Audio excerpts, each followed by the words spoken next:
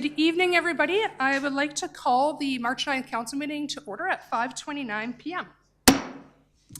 Before we begin tonight, I just wanted to mention Mayor Nagel is out of town and Councillor McDonald is dealing with some family issues at home, so they won't be with us tonight.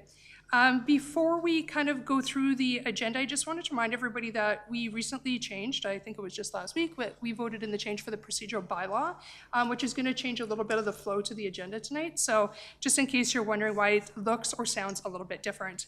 As we begin, 2A is the adoption of the agenda. So I'm going to look for a motion from council to adopt the agenda as presented.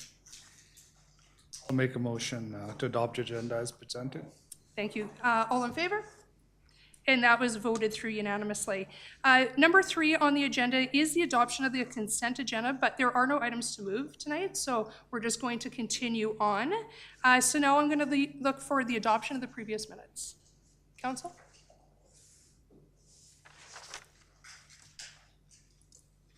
Councillor Gill? I'll put a motion on the floor for that. Perfect. Council? All in favor? And that was voted through unanimously.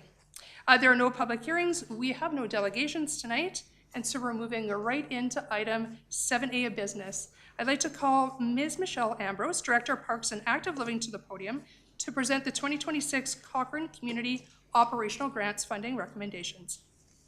Good evening. Good evening. So today I'm here to present the 2026 Community Operating Grant recommendations for Council's consideration. The Community Grants Program is one of the ways that the town supports local nonprofit organizations that provide programs and services to Cochrane residents. As Council knows, the town of Cochrane does not directly operate most community programs. Instead, we work through community organizations that deliver these services to residents. The Community Operational Grant Program helps ensure these organizations remain sustainable and able to continue delivering programs that benefit our community. The Community Operational Grant Program is divided into 2 funding streams, the Community Enhancer Grant and the Essential Services Grant. The Community Enhancer grants support organizations that contribute to the vibrancy and quality of life in Cochrane. These programs that bring residents together through recreation, arts, culture, and community connection. Essential Services grants support organizations providing critical supports to residents, particularly programs that address safety and social needs within the community. Together, these 2 streams allow the town to support organizations that contribute to both the social well-being and community vibrancy that residents value within Cochrane.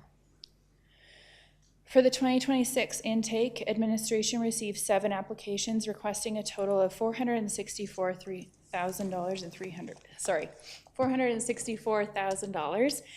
Council approved $195,000 in the municipal budget for the Community Operational Grant Program. So as you can see, the demand for funding significantly exceeded the available funding. Following the evaluation process, administration is recommending funding 6 organizations this evening, 3 community enhancers and 3 essential services organizations. 1 organization did not meet the eligibility requirements outlined in the community grant policy, and therefore administration is not recommending funding that application. All applications were reviewed in accordance with the Cochrane Community Grant Program policy, and the evaluation considered strategic alignment with the town's priorities, financial need, past organizational performance, and overall impact for the programs within the community. Applicants were also required to submit operational or business planning information demonstrating program delivery, governance, and financial sustainability. Administration applied this policy framework to develop the recommended funding allocations within the approved budget. Full details of the recommended allocations are included in the council report. This evening, administration is recommending that council approve the community operational grant funding allocations as presented in the report. Thank you, and I'm happy to answer any questions you may have. Thank you for that. Council, can I get a motion to begin with? Councillor McFadden. I'll move the recommended action. And I did have a question. Certainly it's clear that, the asks were $464,000. We're funding just under $200,000. And you've identified the different organizations administration is recommending to fund. Can you kind of tell me what was the philosophy or policy used in trying to determine how to balance off between where the asks were landing, or sorry, where the asks were and where you're able to recommend funding? Through the chair to Councillor McFadden, inside of the policy, council had approved a matrix, like a scoring matrix. So that was the matrix that we had used with all of the submissions. And recognizing that there was such a significant need, we felt it was important to make sure that we were creating balance. All of the applications were incredibly strong and showed a need for the community and the services that they were providing. So that's how we came to the recommendations. Okay. Can you remember last year's numbers? We also funded just under 200,000. Is that accurate? Through the chair to Councillor McFadden, this is actually brand new. Oh, So, this is the one that came out of. yes. Certainly. Now, Yeah. So there was interim funding that we were able to open last fall. So last fall, we were able to provide $85,000 worth of operating funding, and this is just building on that. Okay. All right. Thank you for that. And Parachute for Pets was the one that you'd indicated didn't meet the criteria. That's correct. Inside the policy, it outlines that the organization must be based out of Cochrane, and Parachute for Pets is based out of Calgary. Okay. All right. That is my questions for now. Thank you. Councillor Singh. Sure. Thank you for the report, and I also want to acknowledge the incredible work that our nonprofit organization in Cochrane are doing. They provide essential support and greatly enhance the quality of life in our community. So we really appreciate the work they do. My question is, I noticed the total request was around $464,000 compared to the available $195,000. From the administration perspective, were there any common trends or pressures across the applications that might explain the significant increase in demand?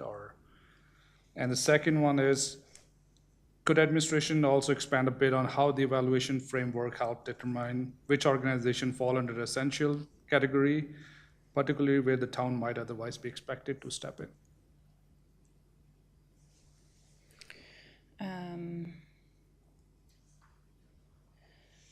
Sorry, just trying to make sure I catch both of your questions. Through the chair to Councillor Singh, so the significant increase in demand, we had not opened this opportunity last year and marketed it the same way we did this year. So I think that that is a factor in why we saw the upswing in the opportunities. This was previously never really an opportunity for nonprofits.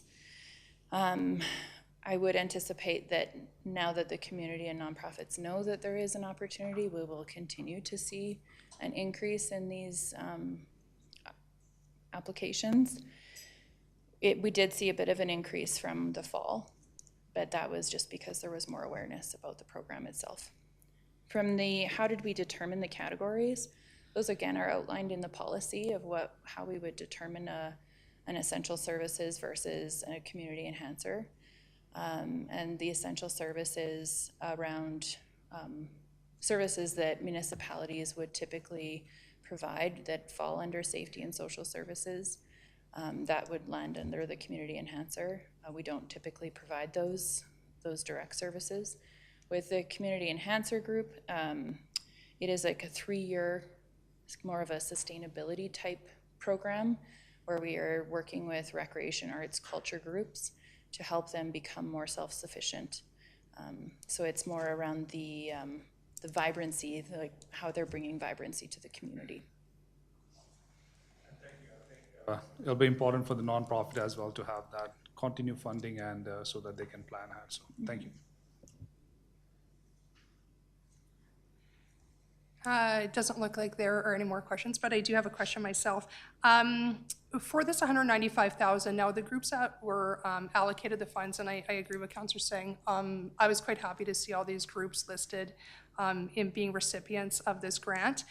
Will they have to apply every year? I know that the funding is in the multi-year budget, but that's not stating that these groups are covered for 3 years. I was just curious on that one. Thank you, Councillor Fideko. That's a great question. So all the groups that qualify under the essential services, we would be outlining it in the budget request each year, and there's no need to reapply for all of the community enhancer groups. Again, we would be putting it forward in the budget each year. And we would be working with them and updating their agreement for 3 years in a row. After that third year, they would have to reapply. But the goal of the Community Enhancer Group is to provide an opportunity for them to become self-sufficient so that we can open those opportunities for more nonprofits. Perfect. So that amount of money that they're allocated this year would be carried over each year for 3 years? If council approves the budget, yes. Okay. That's it for me. Council, there is a motion on the table. All in favor? That's carried unanimously. Thank you. And you're not going far, I see. Ms. Delorme, or Ms. Ambrose, sorry. Now I'm going to make that mistake. That's okay. I understand that you are presenting the Spray Lake Society and Recreation Facility Owner Review Reserve Funding Request. Yes. So tonight I'm presenting administration's recommendation to proceed with a joint owner-led review of the Spray Lakes Sawmill Center and Cochrane Arena. Before walking through the review, I'd also like to acknowledge the important role that Spray Lake Society and its volunteers have played in building recreation services in Cochrane. The facility has grown into one of the largest and most important recreation assets in our community and the region, and this work builds on that strong foundation.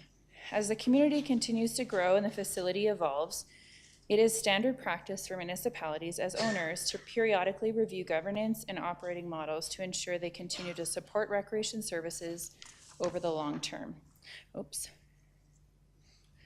Sorry, the presentation will outline the background of the project, why the review is being initiated now, what the review will examine, and the recommendation before council this evening.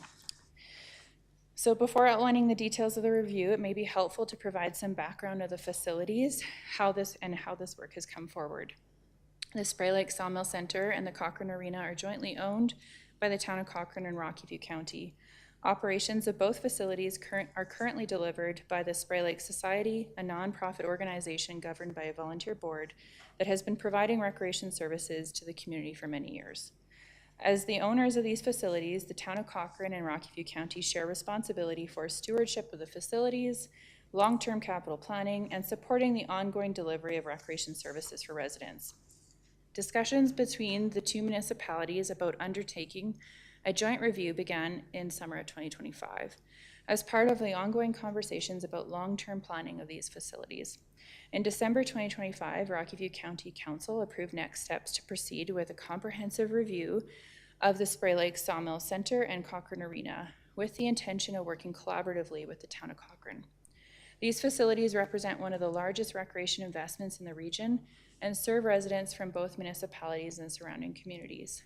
This review is intended to provide the owners with a shared understanding of the current model and opportunities for the future, helping inform future planning and investment in recreation facilities. Administration is recommending an owner-led review at this time for several reasons. First, the current operating model between the municipalities and Spray Lake Society was signed in 2017 and runs until 2032. While that may seem several years away, it is common practice for municipalities to begin reviewing governance and operating models well in advance of agreement renewals. This allows time to fully understand the current model and consider future options in a thoughtful way. Second, Cochrane continues to experience significant growth. As the community grows, we are seeing increased demand for recreation services and greater pressure on existing facilities. This review will help ensure that our governance and operating framework continues to support the needs of a growing community. Third, this work supports proactive planning for recreation infrastructure. Finally, periodic reviews of governance and operating models are standard practice for large municipal recreation facilities, particularly when facilities are owned by municipalities and operated through third-party partnership. This review is intended to support long-term planning and collaboration, ensuring that recreation services continue to evolve alongside the growth of our community. So this slide outlines the key areas that the independent review will examine. First, the review will look at the current governance structure, including how responsibilities are shared between the municipalities as owners and Spray Lake Society as the operator. Second, it will examine financial sustainability, ensuring that the operating model continues to support recreation services in a way that is sustainable over the long term.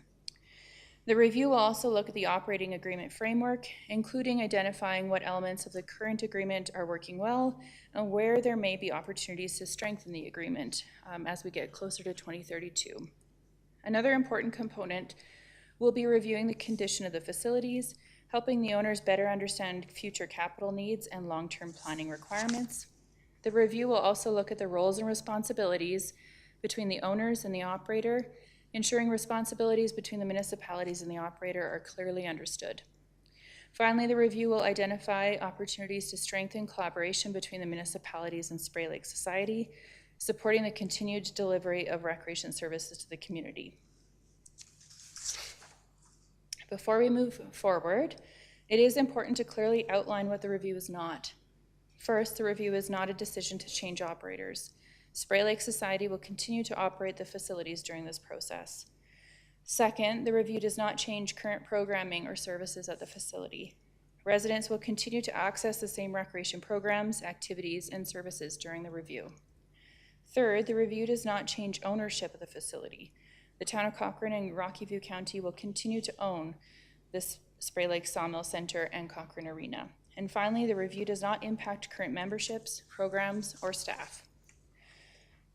The purpose of the review is to simply gather information and evaluate the current model, helping municipalities plan for the future. A key component of the owner-led review will be engagement and collaboration throughout the process. This work will be undertaken in partnership with Rocky View County, recognizing that both municipalities are joint owners. Both municipal councils will be engaged throughout the review, ensuring that council has opportunities to provide direction and feedback as the work progresses. The review will also include discussions with Spray Lake Society leadership, recognizing their important role in operating the facility and delivering recreation services to the community. In addition, the process will include input from user groups and community stakeholders to help understand how the facilities are currently used and how recreation needs may evolve in the future. This slide outlines the anticipated timeline for the owner-led review. In spring, council direction would initiate the project and allow administration to begin the review process in collaboration with the Rocky View County. Following council direction, administration would begin the project initiation by bringing in the consultant to Cochrane and kicking off with a tour. During the summer and fall, the independent review would continue, and this phase would include the analysis of the governance, the operating model, the condition assessments, along with input from the Spray Lake Society leadership, user groups, and other community stakeholders. The goal of this stage is to gather information, understand the current model, and explore potential opportunities for the future. Finally, in the fall and winter, the consultants would prepare findings and recommendations which would be presented to council. It is important to note that any potential changes identified through the review would return to council for consideration and decision. Council would ultimately determine whether there are any changes to the operating model or agreements if they should occur.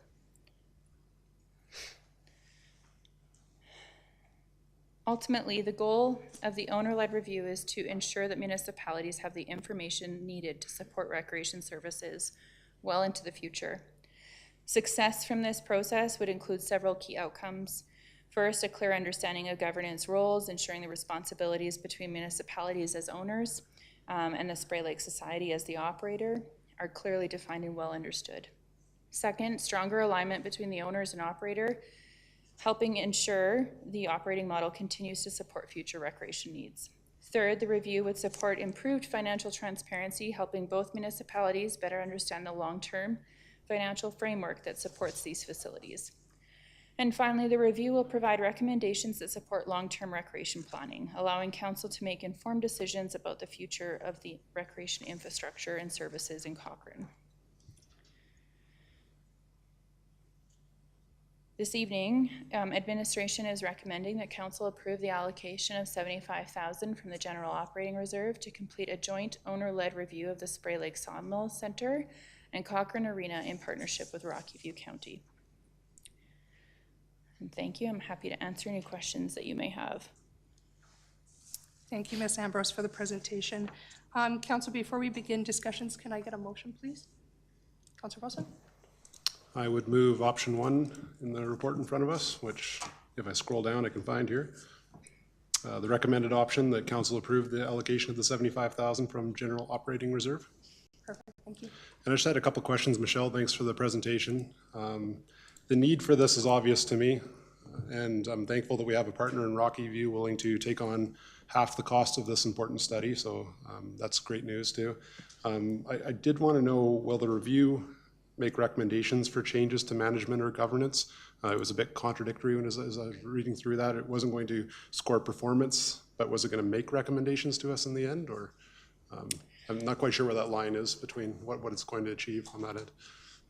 Through the chair to Councillor Wilson, the intent of the review would be to provide governance suggestions and if there are any recommendations to changes, but it is not meant to evaluate the performance of current personnel at the facility. It's more around governance. Okay, but there will be recommendations included in the final Yes. package to council. Okay, and then on the asset life cycling end of things, obviously that'll be included in the final the final report back to us. Will it give us useful life remaining of the buildings and capital assets? I assume yes. Will it likely include maintenance, repair, upgrade costs that we can expect with both assets, both the sports center and the old rink building? Through the chair to Councillor Wilson, yes, that's correct.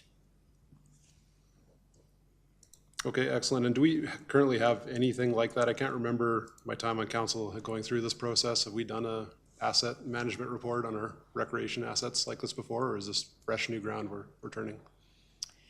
There have been building condition assessments on some of the assets, but nothing to this extent. So it because the agreement is coming up for renewal, it is really important to kind of do that full in-depth evaluation so that we can start planning for the future. Okay, excellent. Well, it sounds like it's going to give us all kinds of useful information if we can know how much lifespan we have left in those assets, what the costs are going to be upcoming. It's going to give us all kinds of important information we're going to need for planning. So it sounds like end of this year that we'll have all that. Yes. Yeah. Okay, thank you very much. Councillor McFadden? Yeah, thank you very much for the summary. I think as everyone knows, I'm the council rep to the SLS board, and so we've been following this. I did want to, one of the commitments we have made to the SLS board is to maintain an open engagement and make sure that neither the community nor ourselves are surprised by any actions that are being taken. So I appreciate this report today. But can you just speak to, it does identify that they are going to be engaged, but if you could just speak and expand to that to maybe answer any questions the community might have about that. For sure. Through the chair to Councillor McFadden, we have been already working very closely with the leadership team at SLS. Last week, Drew had shared out communication just to let everyone know that this was coming publicly. And we are continuing to make sure that we're providing regular updates until we get a formal engagement timeline with the board. At this point, because we don't have formal approval from council, we hadn't created those exact milestones yet with the leadership group, but we have made sure that we are planning to keep them engaged throughout the entire process. No, and I appreciate that, and I do know at the SLS meetings where either Mr. Hyman or yourself have attended with myself, we've made sure that those conversations are continuing, and I also did see the email that Mr. Hyman had sent, so I do appreciate that and the continued commitment to that, engagement with that group. To this, I had we're looking to start in April with a 6 months process, which looks to land in about September. Is the expectation that anything we needed would kind of be delivered in advance of budget? It did say winter, which flagged me perhaps into 27, and I wanted to make sure we weren't leaning into 27 territory. Through the chair to Councillor McFadden, because we don't have those exact timelines, the goal would be to have everything wrapped up by September, October. If there are budget requirements, we're able to have those conversations. That's the ideal scenario where we're pushing for, where we're having a full report by winter, which could mean December 2026. Okay, excellent. Yeah, it sounds like we're on the same page, so I appreciate the work that's been done so far on this. I certainly you know, it's great that both of the owners are in this equal contribution of 75,000, are both committed to the process. So, and much needed, certainly, and this is, you know, 6 years out before the final space, so it gives us a year to kind of have a look at it and then plan for that final 5 years of what the agreement might look out once we've gathered this information. So I think it's a very strategic approach to the partnership there. I think I might, Pat, just lean in a little bit on whether we've ever done an asset management to this extent.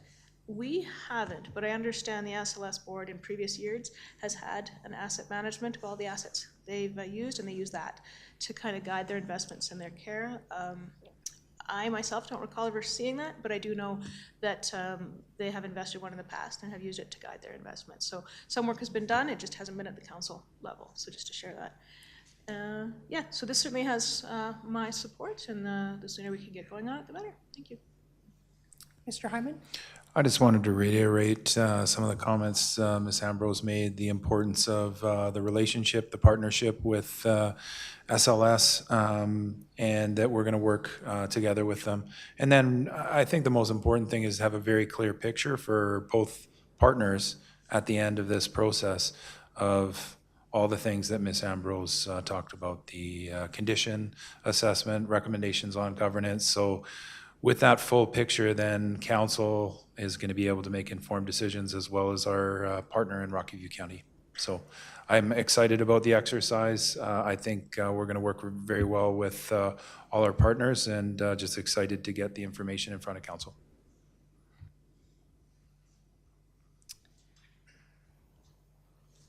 Your light's still on?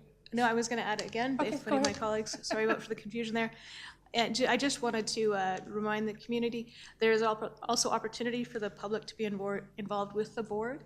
They have launched their recruitment process, so if you wanted to be involved with the SLS board, that recruitment process is ongoing until March 20th, I believe, and you can find information on that on their website. So if we know for sure that our community takes tremendous pride and ownership in this facility, so this is an opportunity for everyone to find a space in that as well. So I just wanted to highlight that, but this is a great direction, so thank you. Perfect. I only have a couple comments to make. I think this is a great first step. I think that obviously our past council knows that we kind of came out of a time when we were discussing ownership and it went a little sideways. So I think the community is probably kind of excited to hear at least a little bit what the recommendations are going to come out of this. And also it kind of puts us on that next path forward so that we have an idea of what we're doing with the facility and what that looks like. When it comes to some of the recommendations that might come out of this, will they take a look at, say, and I'm just going to use this as an example, when it comes to snow clearing, I know that we kind of contract out. Will it look at perhaps some cost savings opportunities, whether or not we look to bring that in-house or anything along those lines? To Councillor Fedeko, we would be looking at everything. Right now, the SLS Society maintains, maybe they third-party contract it out, but we would be having those conversations with them of understanding the maintenance scheduling on the facility and the grounds themselves. And same with, if there's any sort of, obviously there'll be some capital asks, I'm sure, and asset management stuff that we'll have to look at. Will it also look at, I know that just how we're split right now, how the funding goes, will it look at, when it comes to capital requests, perhaps how we split some of those requests going into the future between Rocky View County and Cochrane? Yes, the governance and the partnership between the two owners is also being evaluated, and recommendations provided on how we can ensure that the facility is financially sustainable in the long term. And my last question is just on the stakeholders, and I imagine this is the case, but will businesses be a part of the engagement opportunity that are in and lease out of Spray Lakes? At this point, because we hadn't received the formal approval through council, we were still creating the exact engagement plan, but I will make sure that businesses are included in that stakeholder group. The business is inside of SLS currently, yes. Perfect, and if we could get a list of all the stakeholders that are going to be engaged throughout this process, that would be good. I know you don't have them tonight, but if you could keep us updated, I think that was one of the biggest criticisms that we had heard in the last process, is that some people weren't asked, and to tell you the truth, we don't really know how people were picked or chosen to go through that process. So it'd be great if we have that information. Council, any other questions before we go to vote? Sorry, can I just provide some clarity on the engagement piece? We really would be looking at like the operations and the governance. So that from like a stakeholder perspective, that might be more like how are the agreements and contracts managed. So we want to make sure that we're creating clear expectations on how we would be engaging with stakeholders as well. Once we have the full communications plan, we will be communicating that out to the public. But I just don't want to set us up for a position where stakeholders are being expected for like a full round of engagement, where maybe it's actually we're looking at their agreements and getting their feedback on very topic specific things versus the overarching experience. Yeah, thank you for that clarity. I didn't mean to throw it out that we'd be doing like a full other engagement, but it's good that you clarified exactly what that might look like. And I look forward to hearing what the recommendations that come back out of it. I think it'll be important to help us move forward. Council, any other questions? Seeing none, there's a motion on the floor. All in favor? And that was moved unanimously. Thank you. Thank you for both presentations, Ms. Ambrose. We are now moving on, if council's okay, to move on to item 7C. Ms. Dunsmore, Robbie Loden, and David Singh are all going to come to the podium to talk about our first notice of motion that came forward from Councillor Gale to talk about travel and expense policies for council and staff. Welcome. Thank you.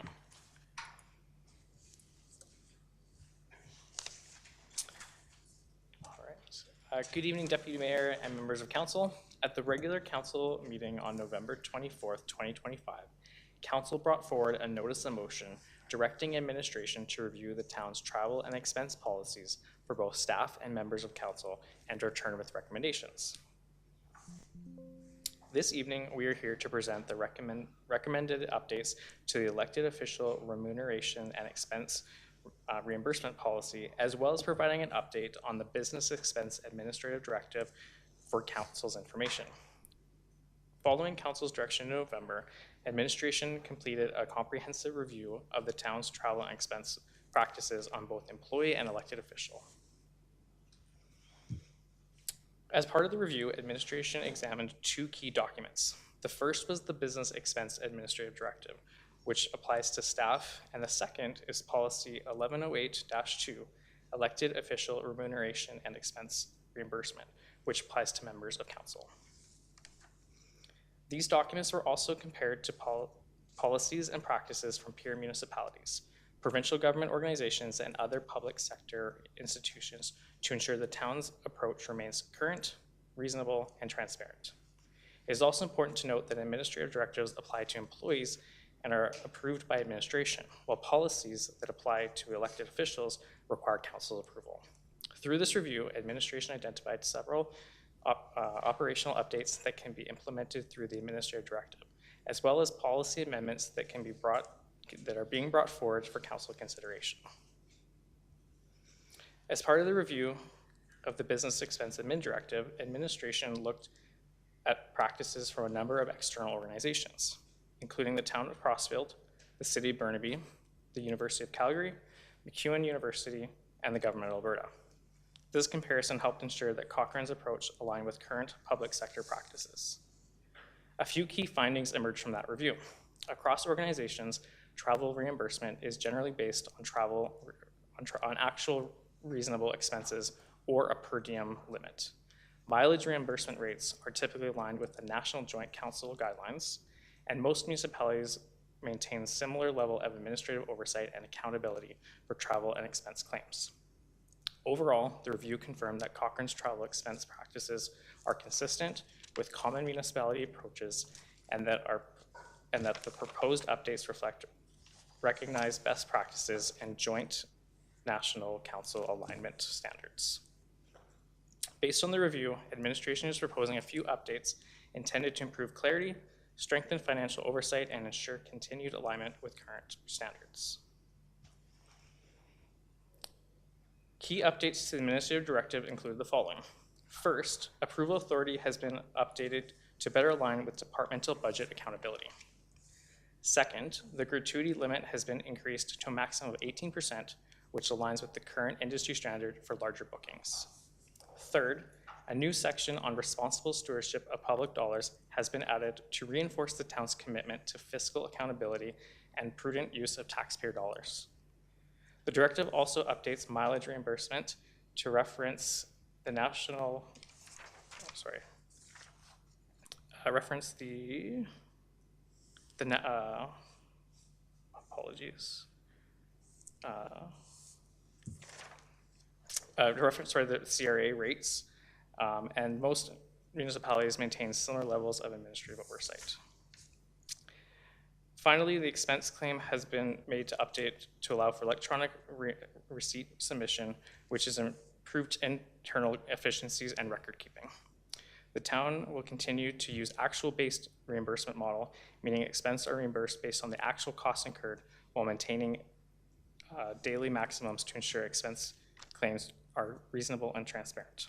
I will now invite David Singh, Manager of Ledge Services, up to discuss the recommended updates to elected official remuneration and expense policy. Good evening, Council. So I was responsible for looking into the policy that relates to council members.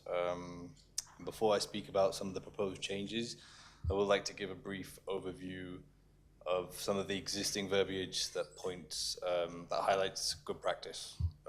So one of the first points in the existing policy, so when attending conferences, the policy states that council members should stay in the designated conference hotel at the negotiated rate unless there are circumstances that require alternative arrangements. Another point noted, accommodation is reimbursed based on actual costs for a single occupancy room. Accommodation should be reasonable, neither extravagant or nor substandard.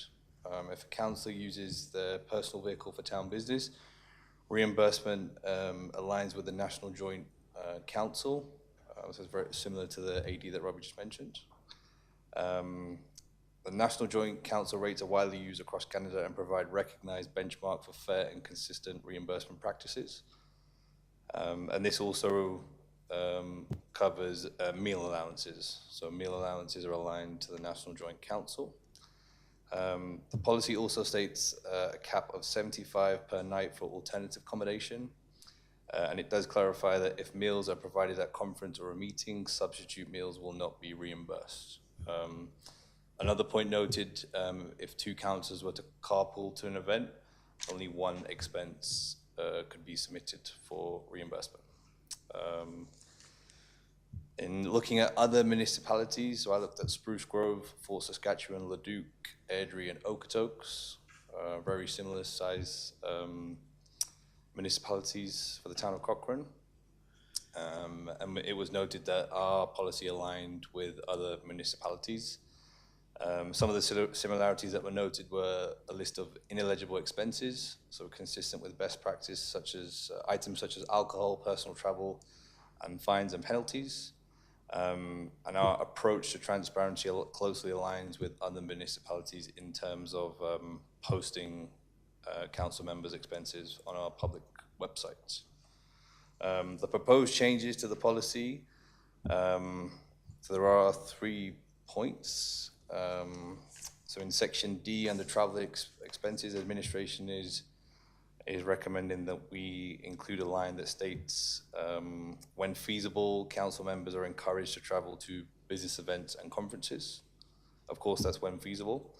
The next proposal is to increase the gratuity cap from the maximum gratuity cap from 15 to 18%. And then the next amendment is just updating council members' salaries. So we're not proposing an increase, that's just to reflect the current position. Yeah, that's it, I think. Yeah. And then we do have the 2 recommendations, so that council receive the report regarding the staff administration directive for information, and that council approve the recommended changes to the elected officials' remuneration and expense reimbursement policy. Happy to take any questions. Thank you for the information. Do we need two motions for this, or can they be wrapped up in the one? Two motions, please. Okay. Before we go to discussion, Council, can I get a motion? Maybe let's start with the first one, to receive the information, to receive the report for information. Councillor Gale? I'll put that motion out. Any questions, Council, just on that part? All in favor? And that's voted through unanimously.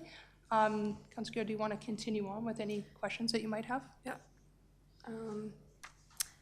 I just had one question, and it was just for the first section. When we were talking about more of the broad recommendations, or not recommendations, comparisons, why were those ones selected? Just kind of random, so I'm just kind of wondering what the criteria was there for selecting them. Yeah, through the chair to Councillor Gale. We selected the two municipalities because we had access to their information. A lot of the municipalities don't post their administrative internal directives. We found that a lot of the larger universities do, as well as the government of Alberta, so we use those ones. Okay, that makes more sense. That was my only question, I guess, regarding that part of that. If anyone else has questions, I can pass it on to anyone else. I actually only have one question. I know that we had talked before as council, when there's, say, a conference within Calgary about staying in the neighboring municipality within a certain amount of kilometers away from the actual conference. Was that looked into, whether or not we should be taking that? I know in some places it might be, if you're within 60 kilometers, you might not be able to expense that. I was just wondering if there was any look at that particular piece of it. To the chair, Councillor Fadeko. So we did look into that. It would be very difficult to implement a threshold limit. I think just because of the number of different events that you all attend, it would be very challenging to implement a specific threshold, and that wasn't noted in any other municipalities as well. But we did consider that. Okay, thank you. If I can, there's always the opportunity, as council did last year, to make the decision not to proceed, but I don't know if it necessarily needs to be in formalized policy. Because we did have, when we were at Alberta Munis, there were other municipalities, Airdrie, Okotoks, that did have members from their council staying within Calgary to attend some of the different events. So. Yes, to be fair, and I think that our council's done a pretty good job at being able to just look at how they choose to want to, if they want to stay at places. I think we've done all a pretty respectful job of the taxpayers' money when it comes to making those decisions. Councillor McFadden. Yeah, sorry, so we've moved on to the councillor one. Can I go back to the admin one? Sorry, if that's all right. And I saw it, but then I saw it maybe for council. When it comes to golf tournaments, was that allowed within administration budgets? No? Yeah, through the chair to Councillor McFadden, no. No, and not for council either, right? I would look, I don't. It has never been permitted. So any thing that we've gone to in the past, we're not allowed to utilize taxpayer money for those things. Okay. Yep, thanks for the clarity on that one. So then back to the motion we're talking about, which is the council. I like the changes. When it comes to accommodations, one of the things a colleague of mine in a different municipality has done often is instead of using the different hotels, also do like Airbnbs at a cheaper rate. Does the current policy allow for council to go and do that? To the chair, to Councillor McFadden. So there is language regarding finding alternative accommodation, but it is capped at 75 per night. Okay. So that would, if you Not could, usually allow an Airbnb. yeah. But yeah, that wouldn't. I mean, that's the cap. So happy to take some recommendations, but yeah. I did notice that in terms of my review, the $75, I don't think that's really a realistic alternative option if you're not staying in the hotel and finding something for $75. So council may wish to provide administration some direction on that. So there could be the opportunity where if you wanted to stay at an Airbnb in the immediate area, but that's if council wishes to include something like that. Okay. Yeah, I might be interested in just seeing what the table has has to say about that, because I do know, like I said, a colleague of mine would regularly go to conferences in Ottawa and be able to get a better, closer accommodation in Airbnb for a cheaper price, and our policies prohibited that. So if the table's interested, I might look at, allowing for the alternative accommodations, but with the rate to be matched with what's available with whatever the designated hotels are, if that makes sense. Yeah. I don't know what the language would look like, but that might be a thought. Yeah. See what my colleagues have to say about that. I know, and I like that we're staying with it, where the deputy mayor signs off on the mayor's expenses, and then the mayor signs off on everyone else's. I like that transparency back and forth there. So those are my initial thoughts.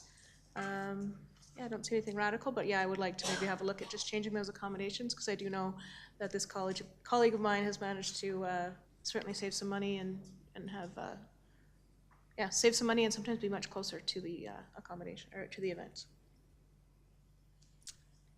Thank you for that. Councillor Singh?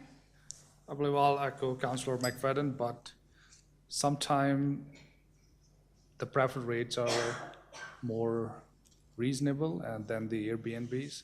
So I'm attending FCM and the rates are very reasonable than if you look outside the Airbnbs and stuff. So I don't know if language could be changed to match the preferred rate or the lowest rate or something, so that, if you prefer that. Yeah, I'm comfortable with however the language would be, just, yeah, if the language would make that both the designated hotels usually and the alternate accommodation is at the same budget, so, yeah. Yeah, we were just discussing that at the bench and just thought that that would be a good suggestion, that it's at the same rate, the conference rate, or less. Yeah. Would be permitted. If that's something council wishes to explore, we could include something of that nature. Yeah, that would fit comfortably with me, thank you. Councillor Gale? I just want to share my thoughts on that as well. I do like the sounds of that. It would just I'd have to see the language, of course, but I do really like the idea of that one.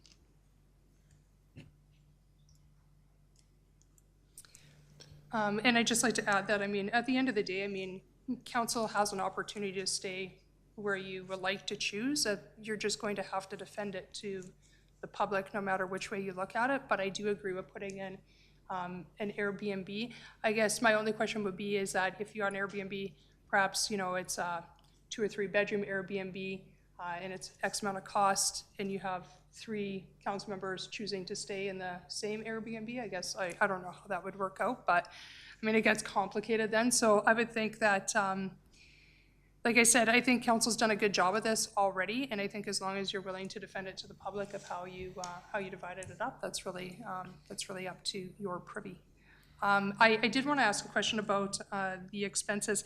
I know that it's been mentioned a few different times online, even since this new term. When are council expenses updated actually on the website, and how often will we see that come about? To the chair, they're updated quarterly. Okay. And that goes from everything from training to stays to meal expenses and everything like that? Yeah, to the chair, correct. Okay, perfect. We do not have a motion on the floor for the second one, so I guess at this point, it is open that if somebody would like to add in the Airbnb recommendation, that could be done as part of this motion. Councillor McFadden. Yes, thanks to the esteemed support of our administration bench. I'd like to move that council approve the recommended changes to the elected officials remuneration expense reimbursement policy with the amendment to section 4.6.2 to state that council members may wish to secure alternative accommodation at a rate equal to or less than the designated conference hotel cost per night. Did I do that? Thank you, Councillor McFadden. I appreciate the language you used, because it could be Airbnb, it could be Expedia, it could be any number of things. So alternate accommodation provides a great deal of flexibility. Thank you. Thank you. Any questions, council, on the motion? Seeing none, we'll go to vote. All in favor? And that was carried unanimously. Thank you so much for the presentation. Thank you.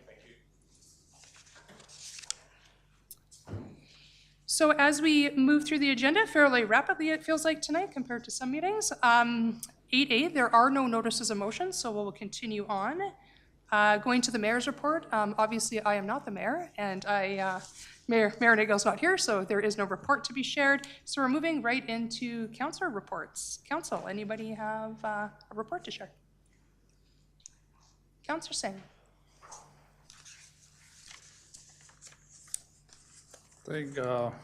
Thank you, Chair. And my board update, I'll be attending the Seniors Advisory and FCSS Advisory Board meeting on March 11th. And events, I'll be attending the Newcomers Welcome event on March 14th, organized by Cochrane Immigrant Services Committee. Councillor McDonald and I had the opportunity to join the ribbon cutting ceremony for Terrace project opening in Greystone. Congratulations to Okra Group, Harish and team, and everyone involved in bringing this project to life. It's always exciting to gather as a community to mark the milestone like this. Also, Mayor Nagel and I have visited a local school and met with several grades, ending with a discussion with grade 6 and 7 students about the role of mayor and council. We briefly talked about the council's strategic session and listened to student ideas and what mattered most to them. The meeting were positive and well received. I'll be away next week on March 16th and will not be able to attend the council meeting as I'll be participating in elected officials education program course on land use planning in Edmonton. And I also will be away on March 25th to attend another course on strategic planning also in Edmonton.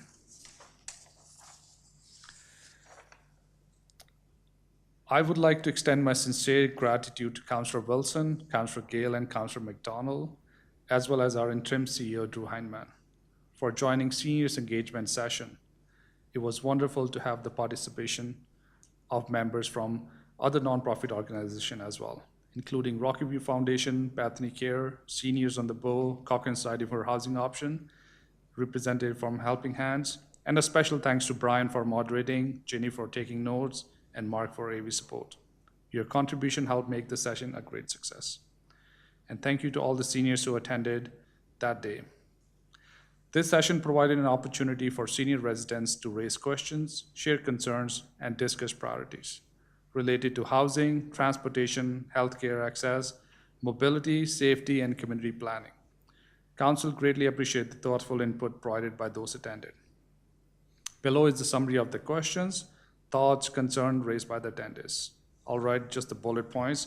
The Big Hill Lodge rebuilt, recreation park and trail system, current mobility issues within the town, accessing many businesses, need for extending urgent care hours, expand medical community, ambulance services, affordable and accessible housing, safety concern regarding street lighting, roundabout speed and lighting, communication regarding the shopping center in Fireside or South Bow, which could help alleviate some of the traffic entering the downtown, low-cost housing as well as seniors community with single-level housing, better communication about the results from the Aged Care Initiative, more efficient scheduling for transportation within Cochrane, need for better maintenance for the pathway system.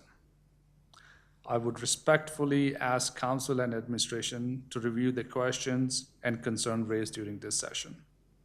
While some of these matters fall within municipal responsibilities, others may involve our federal, provincial partners, healthcare providers, and external agencies. I encourage all partners to come together in a spirit of collaboration so we can identify solutions and take meaningful next steps for our community. I kindly request administration team to develop and share an action plan detailing how the town intends to address these items, particularly where they fall within our municipal jurisdiction or areas under our control. I would also appreciate receiving this plan or information before the council summer break in July 26 or sooner, or as relevant as the information become available. Thing I want to share is seniors were very happy, and I want to say thank you whoever was present there. And they left with the feeling that we should continue this, whichever different form in there. So thank you, council, for being present there. Thank you, Councillor Singh. I'm sorry I wasn't there, but kudos to you for being able to arrange this. My mom was in town, and she's from out of town. So thank you for doing this. Just a question maybe towards administration. With Councillor Singh kind of asking for, a report or summarize, is that something that you would prefer in a notice of motion to direct that work being done? Through the chair, or to the chair, I think it'd probably be best in a notice of motion rather than just in a council report. Appreciate, I attended, took notes. We had other staff there as well who've taken notes, so we've had an opportunity to just briefly discuss them as it was only on Saturday. But certainly, I think it would be more appropriate as a notice of motion. And perhaps we could work with Councillor Singh to get that prepared and meet that timeline which you've suggested. Perfect. Thank you for the clarification. Councillor Singh. And I want to echo, sorry, my apologies. FCSS team was there as well, so thank you for them as well. Councillor Singh, are you okay to prepare a notice of motion just to direct whatever work you're looking to get done? I'm gonna look for help. It's Jillian, so thank you. Perfect, thank you. Council, any questions of Councillor Singh's report? Anybody else on council have a report to be given tonight? No, that looks like a big negative. Can I get a motion to accept Councillor Singh's report? Councillor McFadden, all in favor? And that is carried unanimously. Thank you, Council. And that does take us to the end of the agenda for this evening of our first a new agenda. There are 2 closed session items for this evening. I'm going to need a motion for Council to go into camera. Councillor McFadden, all in favor? And that's carried unanimously. Good night, everybody.